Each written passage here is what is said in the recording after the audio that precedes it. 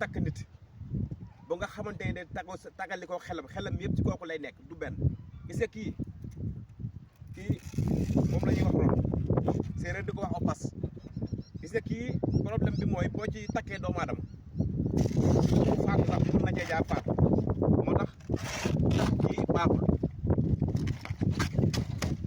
gis nga moom dafa gaaw a wow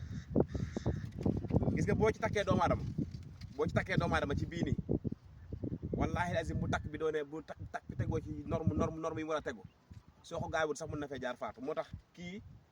ñi am xam-xam nag laay waxal ñi am xam-xam dëgg laay wax bii duy noob bii day yeew doomu aadama bii da nga ci gis dañ ciy takk mbër ba nga xamante ne nii mbër mi day lot du mën dara yàlla fi mbër yoo xamante ne dañ leen di yeew ba dañ leen di duma comme xale li koy waral yëpp mooy fas